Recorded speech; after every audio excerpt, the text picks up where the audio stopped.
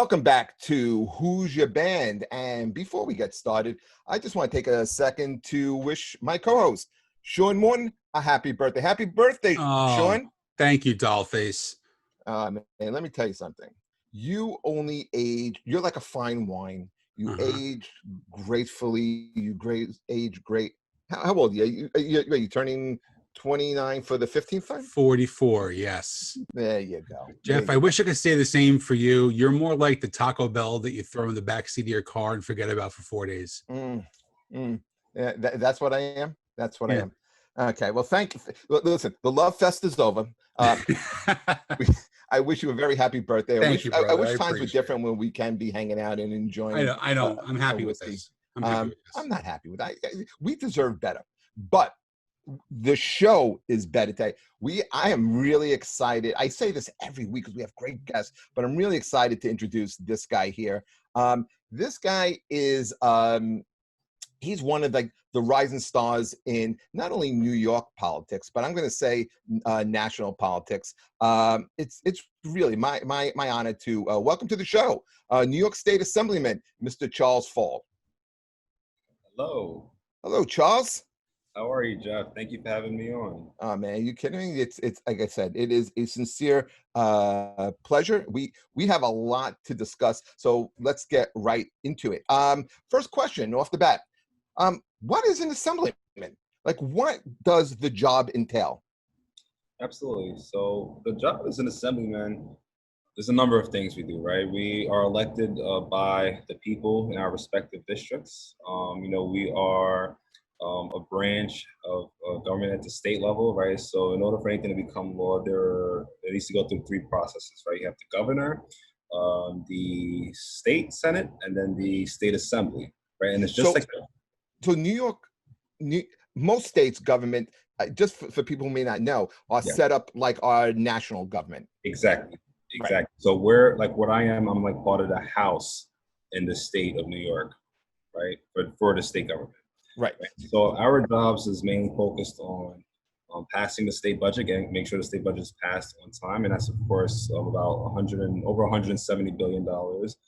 And this is the funding that goes to our hospitals, our infrastructure, a number of organizations, localities, etc. And we also have the power to introduce bills, and that can either be signed into law or sometimes get held up in committee. As a freshman, I already have 4 bills signed into law.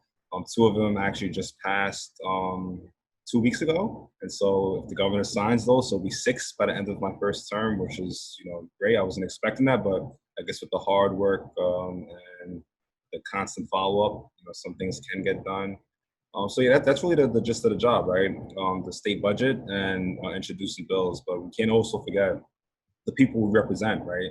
Far too often people get frustrated that they elect these folks into office and then they forget that, they're representing them. So one of the things I'm often doing is having town hall meetings. I'm out at community events, connecting with people. And a lot of the bills that I introduced that were signed into law are things that I've heard from the public, right? So I'll give you an example.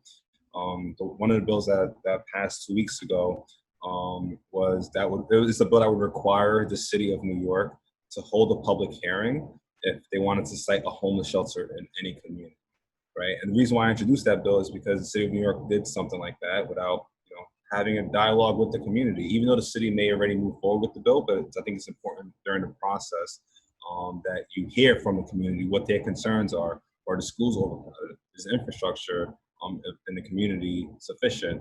You could have 10 other homeless shelters in the area that, that this one may be oversaturating in it, where you may want to put it in a different area in my district. So it's about being transparent and having things like so. That's kind of like what the role is. We represent, each member in the assembly represents a little over 130,000 people.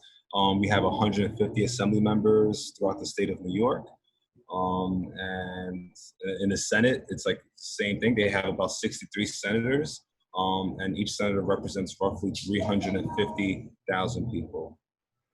Do you ever introduce a bill from your constituents that maybe the people want overwhelmingly, but you're not 100% like, on board with, but but you're doing it because the people are asking you to? Because you're their voice.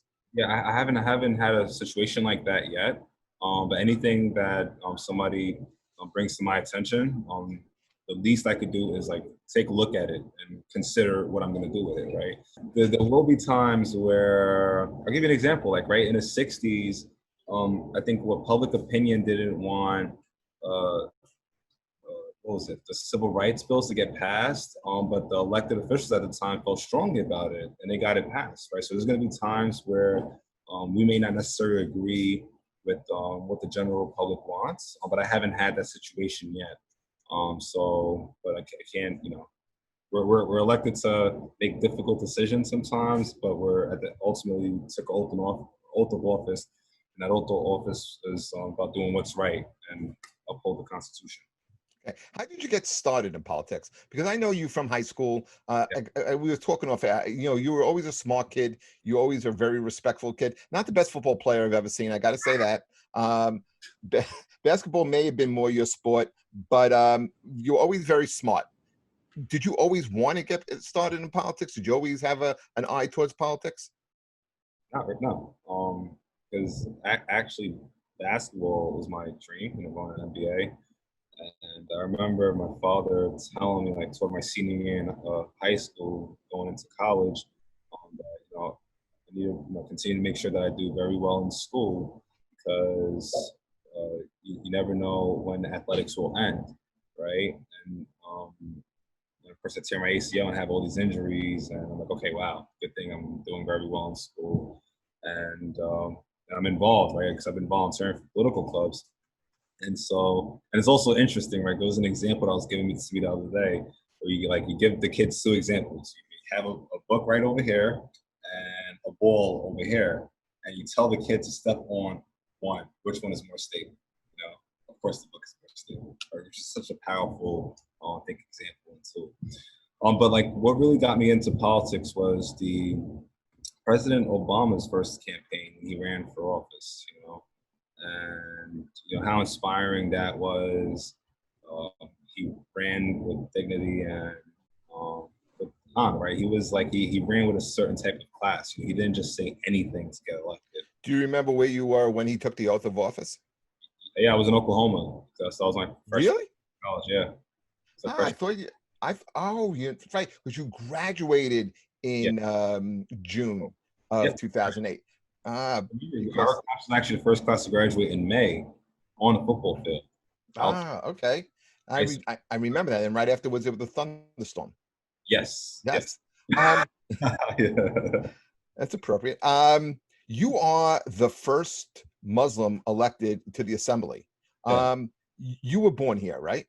Yes, I was. Okay. How about your parents? I could prove with my birth certificate, by the way. Huh? How about your parents? Where are your parents from? Parents were born in Guinea, West Africa. Okay.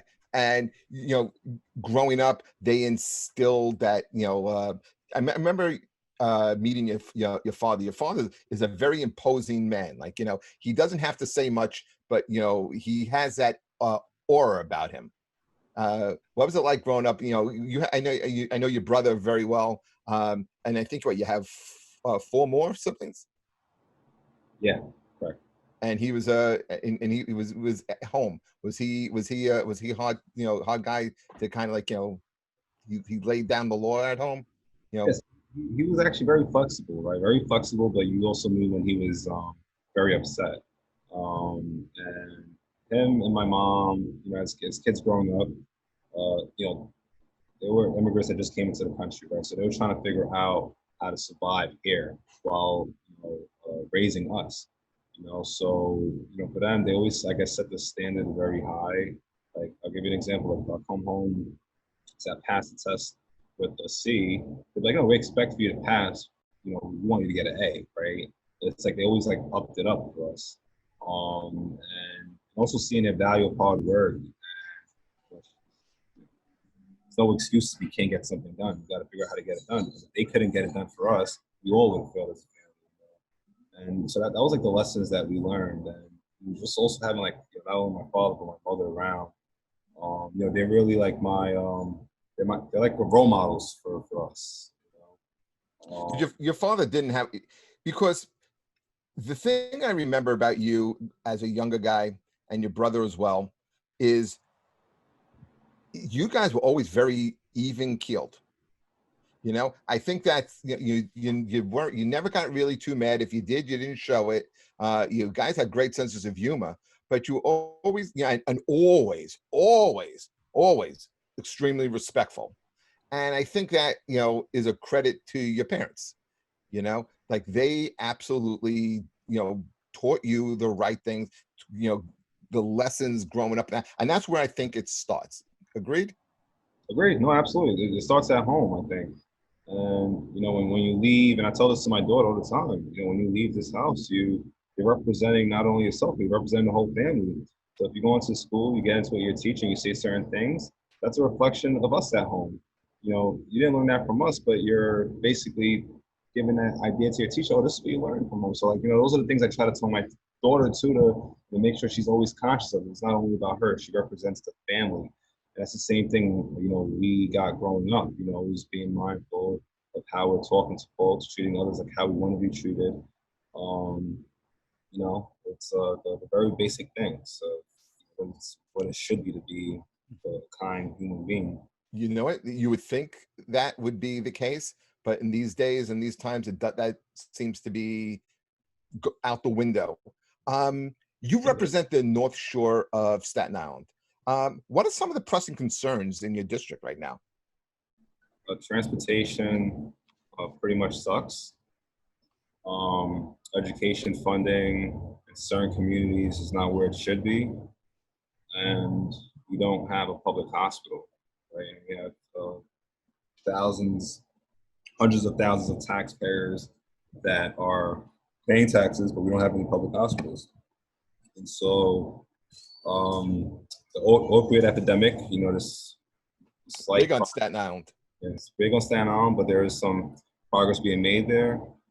We have issues not only in Staten Island, but throughout the state with mental issues or mental illnesses, right? So there's a host of issues out here that's on my radar. And again, part of my job as Assemblyman, right, is to make sure that, it's two things, right, that I'm fighting for those additional funds that many of these groups need and our public institutions need to address those issues, or try to see how I can bring in folks in the private side of things. So sometimes you just gotta get creative in government. If it doesn't work publicly, how do you do it privately to kind of connect the dots and make it work? Well, speaking about the private side, I'm glad you brought that up, because I know you were just on with the mayor a couple of days ago, and you've been a big advocate for small business protection. My wife, I don't know if you know, has a small business on the North Shore of Staten Island. She owns Bay Street Animal Hospital. Yeah. So right by Meisel's? Yes, right across the street from Mizell. We own that whole thing over there. But what could small business owners now look forward to in the upcoming months? This city and state administration, they talk a good game about small businesses, but I think actions speak louder than words, and the actions seem to be going the other way. Yeah, no, I agree. Look, anything that, and I'm really big on this, anything that I talk about as an elected official, that's why I'm very careful when folks say you're a politician. I'm like, no, I'm not a politician, I'm a public servant, right? There's a big difference, right? Like one politician has a negative connotation to it. And one of the things I'm always constantly saying to my staff is whatever work we're doing, the people actually have to feel, they gotta feel it, right? So when I worked for the mayor, we got universal pre-K. The people felt that, right? Because they were feeling thousands of dollars saved in their pocket by having their kids go into a free universal pre-K school, right? The paid sick leave thing, right? Freezing the tolls for Verrazano, for Staten Island residents for the Verrazano Bridge, right? They wanted to increase it to $5.91, froze it for 2 years at $5.50, and we're gonna have to do that again the next time around, And so when it comes to small businesses, what you were referring to was the commercial lending program, a leasing program. So basically what that program did in the past was it provided legal advice, free legal advice to small businesses across the city. Over 900 businesses across the city benefited from it. And the mayor cut it from his budget. And so I text him, I'm like, Mr. Mayor, I think this was an error here. Businesses are relying on this, especially free legal advice, especially when it comes to their landlord and what issues that they have going on during COVID. I think this was a mistake. Please have your team review it. He agreed with me. We were going back and forth with his team. And so they actually increased the funding because originally it was at 1.2 million and we brought it to 1.5 million. And so that's the type of funding. If you're a small business and you need any legal advice, you don't necessarily have to hire a lawyer. The city has a program in place that can help you out. And so that's what that program does, and it extended this year. Now, let me ask you this, and I kind of feel like an advocate for, Sean and I are both comedians. And this is something that's been kind of like big in the comedy community the last, probably the last 24 hours that's been going around, been all over social media, that establishments that have an outdoor patio, okay, outdoor that serves drinks. You can play music, like you can have a guitar player, a guy playing guitar, playing music, that's fine. But someone with a microphone telling jokes, that's not allowed. That makes no sense to me.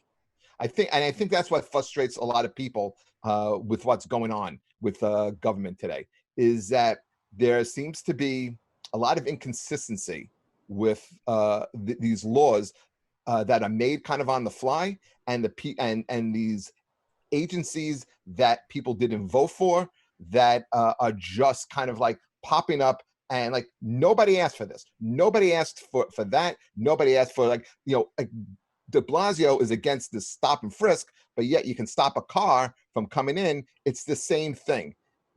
Nobody voted for this. This was never on the table. It was never discussed. And then, at a press conference, 24 hours later, it's implemented. No, that absolutely makes sense. I agree with you. It's the same thing, right? You can tell, government doesn't have the right to tell anybody what to do with their body, but gyms are closed, right? And it's a really, it's a serious problem, because we have to, and this is one of the things that I've told the governor's office, we got to be consistent here. If you're going too far and saying one group, you're playing, basically what's happening right now, there's a perception, and the fact is government is playing favoritism towards certain entities, right? And we already see how— What are those entities? Well, like restaurants, for instance, can be open and have outdoor dining, but for some reason you guys can't do your stand-up shows, right?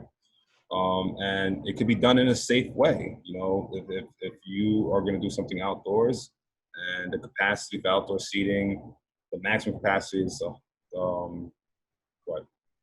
50 seats. Maybe only 25 seats can be available because of social distancing, right? I don't know. I think there's a creative way that this stuff could be done. And so I hear you. I agree with you. It doesn't make sense. But us in the legislature, feel very strongly about this. Like, and look, if we don't have our, many of these, if our indoor institutions are not open by the end of this year, this fall, many people are going to go out of business. They're not going to come. They're not going to come back. And that's the other part of the inconsistency. I think is you have Cuomo, making like these off the cuff comments. Come back, I'll make you dinner, I'll buy you a drink, which you can't legally do, by the way. Okay, so he's doing that, but at the same time, people don't want to hear that shit. People want to know, like, why can't I have limited indoor dining? Why can't gyms be open? I was just over in Connecticut. They have that stuff going on. You're talking what, maybe 60 miles away from here? So that's the stuff I think that drives people kind of crazy. How is it working with the governor? Is he a good guy to deal with? Do you like him? I think he has made good decisions in certain areas, but in certain areas, like with the gym reopening and being selective on certain things, I think there's been a level of inconsistency there. And I think he could be doing better at that. And look, me and a number of my colleagues have raised a lot of the concerns that you have brought up. And sometimes, it's like one of those things where they hear you, but they don't hear you, so it's interesting. What do you think is your next step in politics? Do you see yourself going for mayor? Do you see yourself going for Senate? So because I am up for re-election right now, I can only focus on my re-election campaign first. But maybe it's a 2-year term, right? Yeah, every 2. Yeah. Maybe if we talk offline, you guys can know what the bigger plans are. There we go. Listen, man, the people would be crazy not to re-elect Charles Fall. I mean, you're an honest guy, you're a smart guy. I think here's something that I was pretty impressed about with Charles Fall. You secured funding for the city's summer youth program. Yeah. Oh yeah. That has been an institution in New York City that they wanted to cut, and Charles fought for that. I remember before I even knew you, Charles, and before I was at Moore, I was at Curtis working for an outside agency, and I wrote a grant and was able to get the Curtis High School 200 summer jobs through the summer youth employment program.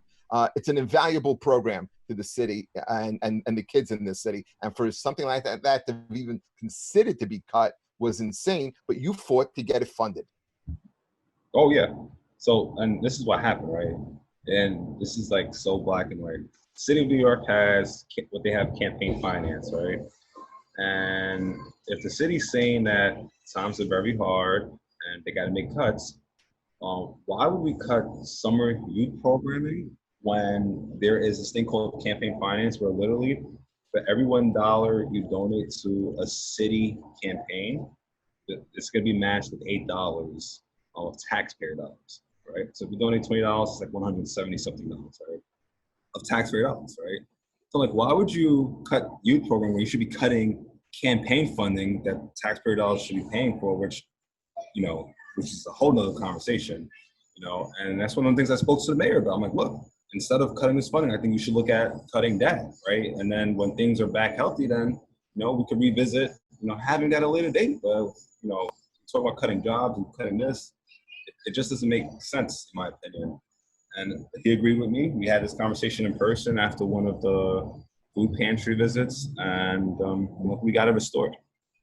What do you think about the mayor? Are you started out in politics with him, didn't you?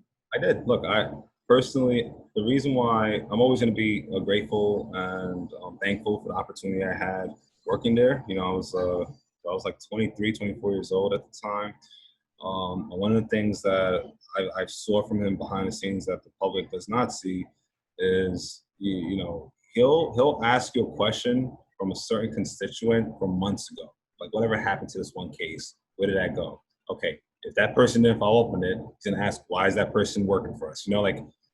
He generally does care about the certain things, but I could see why. Because look, we look at the same thing on TV, and there's certain things that just don't look right, and that's why the perception thing is what it is right now. So, for me personally, I'm thankful for everything he's done for me and the opportunities that were presented. But there are some things that could be improved on. That's fair. Are you concerned with? Because I think you're on the board of this with New York State, or you're on a committee, not board, committee. Are you concerned about tourism returning to New York? I am. Absolutely. I am concerned with it. Because again, this economy, right now tax revenues for the state is down significantly. So when we go back to Albany in a couple of weeks, there's going to be some tough cuts that we're going to have to make, unless the federal government can come in and give us, they're the only ones that could print out money and help us out here. But things are getting politicized over there, and I'm not sure if that's even going to happen. But I am very concerned with tourism coming back. Well, I should say concerned with it coming back sooner, but I think it's going to take some time for it to get back to where it was at. Well, it's a good strategy that the mayor has, is if you need federal funding to agitate the guy that can give you the money. You know, I'm putting you on the spot there, Charles. I know it. I don't know. Me personally, I think Mayor Fall sounds fantastic. Let me tell you, that would make nothing would make me happier than to be part of Mayor Fall's campaign to get him elected. Listen, I'm going to work for free. I'm going to work for free, and all I want is an easy pass that has a zero balance at all times that I can just go wherever I want. That's what. How about a parking pass? I think a parking. Just easy pass. Nah, just easy pass. I'm not greedy, Jeff. I'm not greedy. That's pretty greedy, because right now, what's the bridge toll? The Verrazano. Well, 16 for the Bayonne. 16 for I think it's 20 for the Verrazano. Roll that number in your heads, folks. $20 for the Verrazano Bridge. What do you think it's going to be in 2025? That is probably going to be closer to $30. Probably. That will be raised. MTA is going to be raised. Property taxes are going to be raised. Water taxes are going to be raised. They got to make up for it somehow. There's a camera, a speed camera on every block, it seems like, in Staten Island. Listen, when I went to school in Staten Island, it was a $4 toll. It was a $4 toll to get from Bayonne to Staten Island, and it killed me every day. All right, let's go easy on Charles here, because I think he's you know. No, we're light. We're light and easy. We're not hitting him hard with that. No. So what we're gonna do? I got some mail here. I got some people who, when I said we have Charles Fall coming on the show, so I'm gonna put the ball in your court. Do you want an easy one first, or do you want a serious one first? I'm always ready. Coach. Okay, I'm gonna give you a hard one first, and then we're gonna ease a couple of easy ones. This is from Teresa in Staten Island. How does the lack of tourists impact the Empire outlets? So that sounds like a North Shore question. Yeah, how does the lack of tourists impact the Empire outlets? So the Empire outlets, she's referring to the Empire Outlet Mall, and I know. When they first constructed the Empire outlets, it was supposed to be almost like a package deal with the Wheel, the New York Wheel. That's right. The whole idea is people would see this gigantic, one of the biggest Ferris wheel in the world in Staten Island. They will take the ferry, go to Staten Island, past before getting to the wheel, they would have to go through the mall, right? So it was almost like one of those package deals. So that's why it's supposed to be the world's biggest Ferris wheel, reminiscent to the one in London. Yeah, it was supposed to be bigger than that. Right. Now, the developer and the city really dropped the ball on that project, and so it looks like the city is trying to secure another developer that can do a smaller scale wheel, so it won't be the biggest in the world, but it'll be like the second biggest on the eastern part of the country. And they wasted millions of dollars in trying to develop that. Well, so I don't think that it was wasted. It's not yet, right? Because the infrastructure for the wheel is still there, and the mall is already up and going and running. And so I do think if there is no wheel there would have to be another alternative. Of course, if there's going to be another alternative, it has to go through a whole nother process like Euler.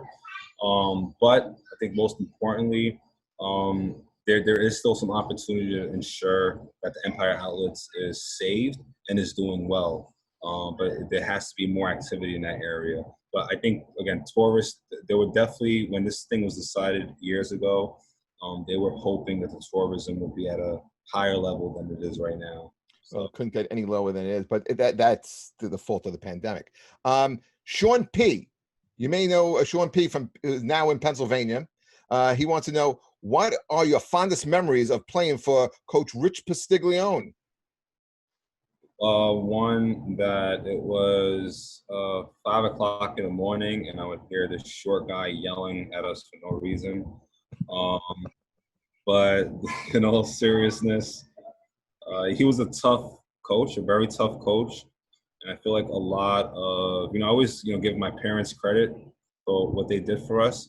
I also got to give my coaches credit too, because outside of this home, the stuff that the different type of discipline that they were putting us through, I think really prepared us for that next level in our lives, Coach Castiglione, Coach Wendell, Nienberg, Rocco, all you guys, you guys were tough, and you really, it made a big difference. So, and you could see coming into the show now from Compound Media, coming in on Larry Beyah time. Holy shit! Only a fucking half hour late. Actually, 38 minutes. It's okay. It's Larry Beyah. Oh God. How you doing, man? We're doing good. Larry, this is Charles Fall. He's a New York State Assemblyman. Charles, what up, baby? How you doing? How you doing, man? Yo, I just got off another podcast, and so I'm ready for this one. I'm loving it. I'm having a good time today. All right, we're gonna start wrapping up here. Okay, well that's what's up. That's what's up. I'm a headliner anyway. It was good seeing you, Larry, and you take care. You were great today, by the way. You nailed it. Thanks. We're just going over some questions here. We'll get to you in a second. Vincent once asks Charles, what is the state doing to attract or keep billionaires that pay over 50% of New York State taxes? Is that a true statement? So we'll say that again. What's the? Yeah, he's asking, what is it that the state is doing to attract or keep billionaires that pay 50% of New York State's taxes? And I just followed up with a question: is that even a true statement? Well, because I think I don't think we're doing much, right? One, look, you have this group of folks out there that feel like that upper class, folks that are in the upper class need to be significantly taxed, right? And those are the same people that now want to leave New York, right? It's like, why would you pay all this money for a house here when you could either go to Connecticut, Jersey, Florida, Texas at a much cheaper rate, right? So I think there probably needs to be, more incentives, I guess, right? But it's like, I don't think the state is doing enough. And I'm not sure, to be honest with you, if they even are, if that group of folks are even responsible for half of the state budget. I don't think that's accurate. I'm gonna have to double check. But look, at the end of the day, our tax revenues are significantly low. And there's a good chance we may have to raise taxes in certain areas. It's not gonna be popular at all. But I don't know. That's what I signed up for, guys. That is true. Let's see. I got two more. Paula wants to know what happens to New York City after Election Day, and she's asking about taxes, safety, services, and real estate. I don't know what that one means. Right, because none of us saw this whole COVID situation happening, So to answer, I don't know what's going to happen. And this is like one of those things where we're going literally by the day. And again, if we don't have any federal funding that can help bail us out from like a lot of issues that we see right now, again, the state of New York can't just print money. We rely on the tax revenues to carry out like a lot of the functions that the state carries out and to give those monies to local municipalities, right? So, again, like without that federal funding from the federal government, we're going to be hurting, and the tough choices will have to be made.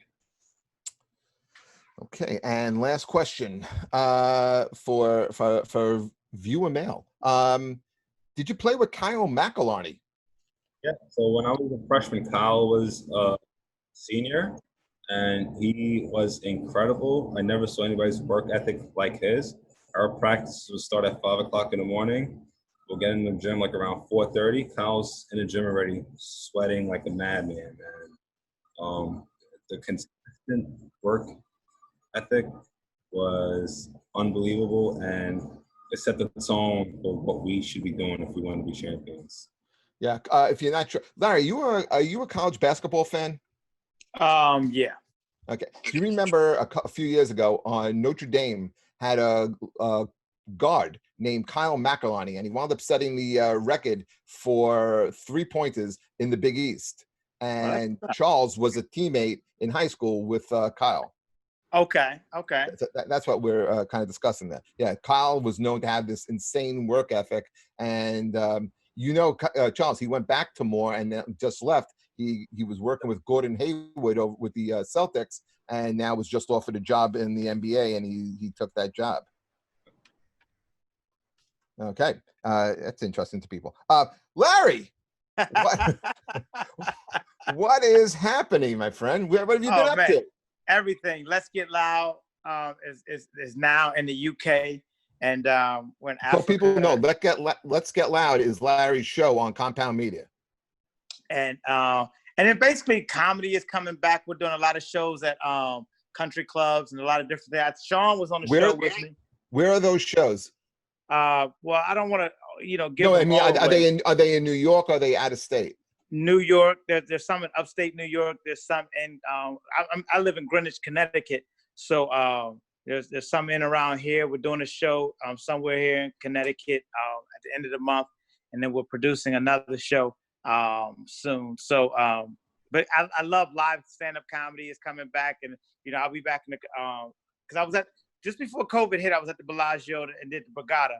And now those the casinos are opening back up, so I'm just excited about that.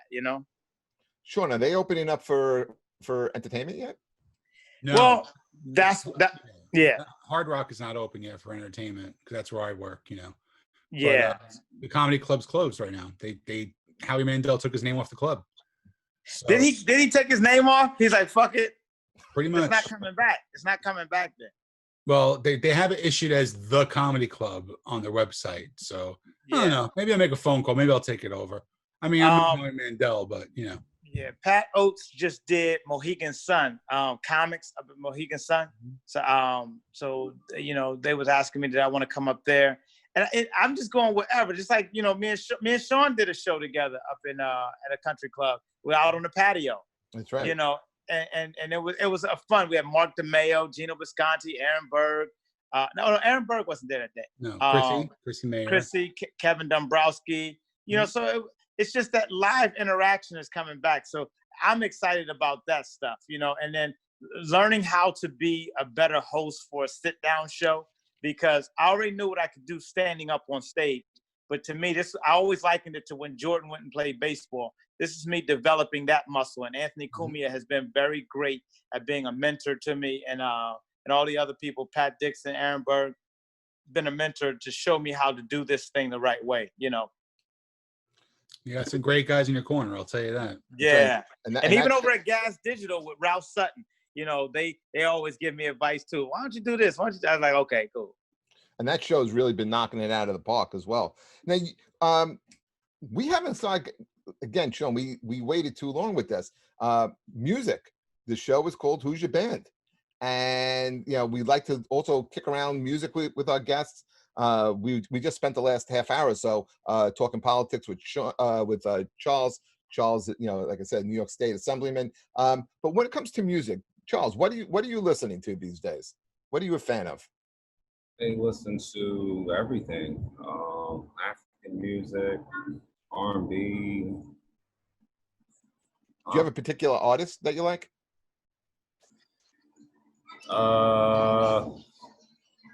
Like if you can go out now to a concert, who would you go see? Like if you go to one concert, they're letting you go see one concert in 2020, who are you going to go see right now? You. Who? You. Me? Yeah, you. You better sing.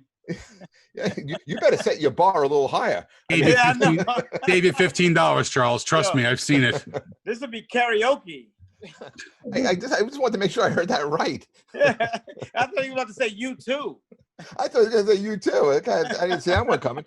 And you know what? I didn't see your band coming, Larry, because I asked you before when we were going back and forth texting, who's your band? And your band is Bon Jovi. Okay, now here's why. Yeah. I'll tell you why. I'll tell you exactly why. Before I'm going to cut you off. You know why? Go ahead, Sean. All Bon Jovi's fans are middle-aged white women. That's why.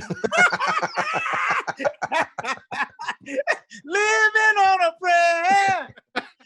No, okay. Let me tell you why my band is Bon Jovi. Okay, I love everybody. I love a White Snake. I mean, Motley Crue, anybody, Parliament Funkadelic, hip hop. I love everybody. Country music, Luke Bryan. I can fuck with everybody. Now, but here's my reason why. And when anybody asks me that question, it's always Bon Jovi, because the year was 1990, and I was just getting. Well, I got out of school in '86, and I went to the United States Air Force, and Bon Jovi came out with an album called "Slippery When Wet." And that was 86. Yeah, we was getting ready for Desert Storm coming up soon, but the average person in America thought Desert Storm started on the official date that if you Wikipedia it. But we were over in those regions doing some other things throughout those years. So at that time, my best friend now, he grew up in the Ku Klux Klan. He's one of my best friends now. I grew up in the Nation of Islam. So right there was two polar different people that was not supposed to be together. But in the United States military, they strip you of all that other baggage that society gives you that's not necessary to have, like racism and sexism and all that other bullshit. They strip you of all of that and make you work as a unit of one. I mean, they do a great job doing it. But the thing is, it's almost like sports. I play sports. Even when I went to Morehouse, I played sports. But what'd you play? I played basketball. But the thing is that, like, what happened is in the military, like we hated each other. He said his first thing he came to me, he said, "I heard all black people got tails," and I said, I heard the white man was the devil. So we always was at each other's throat, fighting and everything like that. But the TI made us bunk together. They made not in the same bunk, but in the same area. They made us do everything together. And I remember when Chip, that was his name. I remember when Chip lost his girlfriend. And I mean, because when you're in the military, everybody knows you're about to get a letter called. Before it was like, "Thank you for your service." This is back in the day. You went off to the military, your girl cheated on you at home. The dudes that stayed at home, they was fucking other dudes or whatever. So his girl sent him a Dear Jody letter saying, "I'm breaking up with you." And I mean, he was bawling, crying, and everything like that. I mean, he was crying. And I felt kind of bad for him, but I was like, good, fuck you. But then, my girl sent me one too. And we both was like bawling, crying or whatever like that. And Bon Jovi's album, Slippery When Wet, you give love a bad name. That's right. We bonded over that. Living on a prayer. We bonded over that fucking CD. It was a cassette tape then. We bonded over that so hard that anytime Bon Jovi comes up, and you understand something, I was born in Italy and I grew up in South Philly. So the thing is that I'm Italian, so I grew up, I'm black and Italian, so I grew up with Italians, and that's our Italian theme song. You put on Bon Jovi right now in an Italian neighborhood. You put on, let me tell you, this is the things you put on in an Italian neighborhood. You put on Saturday Night Fever, you put on Bon Jovi, you put on anything that makes you think of the Italian-American experience, it's a hit. So anytime I hear that song, you hear it a lot. I lived in Bay Ridge before I moved out here to Connecticut. It's an Italian neighborhood. You always hear those songs over and over. And that always, it's a feeling, it's a vibe that Bon Jovi set. Were they the best band? Everybody knows that they weren't. They know that. But the thing was, it was a vibe that they set that, that I still ride on, that, was all that. But I grew up with Run DMC. I grew up with, I love Eminem. Music is my thing. But if somebody says, Larry, hold on a second. I'm listening to this. Nice try. It's the middle-aged white women. Definitely. But that's true. Because listen, it is. It's the middle-aged white women. That's why you like. I like all women, though. A lot of people always try to pin me down when they see me after my shows and they see me with a different girl or whatever like that. It's like, "Oh, you like white women?" Of course I do. But I also like black women. I also like Puerto Rican women. I also like Brazilian women. I also like, Russian women. I like all women. I like Indian women. But the thing is that I'm like a snake charmer with Bon Jovi with the middle-aged white women. They let me drive their BMW X1s. Listen, Larry, Bon Jovi is one of my favorite bands of all time too. Because again, I grew up in New Jersey. Yeah. Right? I'm a few years younger, but I mean, Slippery When Wet, New Jersey, all those albums, fantastic. Yeah. And you're right, because on the flip side too, I'm half Italian and I'm half black as well. So we're a lot alike in a lot of ways. So I remember seeing Bon Jovi as they were a bar band. And Really? Yeah, and they didn't even have Richie Sambora in the band. Do you remember who the original? He never was officially part of Bon Dave Jovi. Sabo. That's right. It was Yeah. Dave Sabo from Skid Row. Skid Row, and they didn't have the bass player, John Alex Such. He was in a cover band that used to play around here called Phantom's Opera, and I think Tico Torres brought them into the band, and they'd already seen Richie around. Yeah, but that's how far back I went with Bon Jovi, man. I do you remember their first song was "Runaway," right? You remember that song? Runaway, yeah. Yeah, and I love it. it's a great song, and Yeah. they recorded that at the power station in the city. Tony Bon Jovi is John Bon Jovi's cousin, and John worked there, and he let him use the studio to record the song, and it became part of this radio station's compilation album.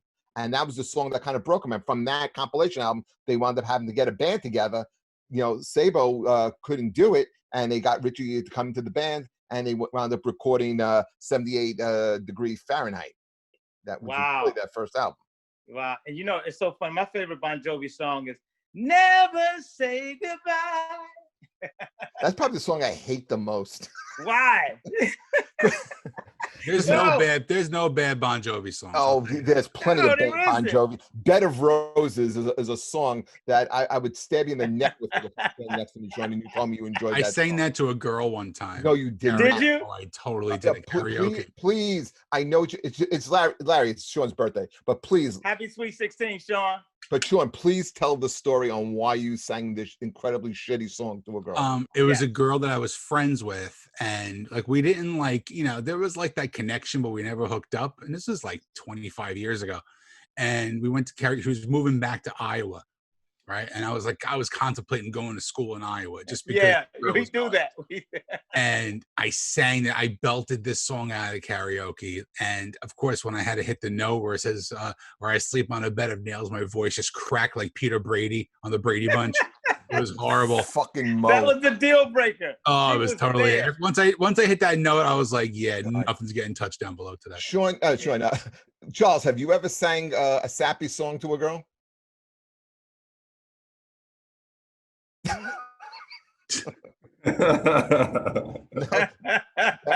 Never sang a crappy Bon Jovi song to a girl to try to impress her. I don't sing. I just took a basketball, rolled it in my hands, and yeah. Yeah. Hey, no, Charles. The pussy gets wet. I heard a rumor about Charles Fall, and the rumor is that there was this guy, this 50-year-old guy named Dave Neidl, who was raining threes over you. Is that true, or is Dave full of shit? It seems like a dream gone really well.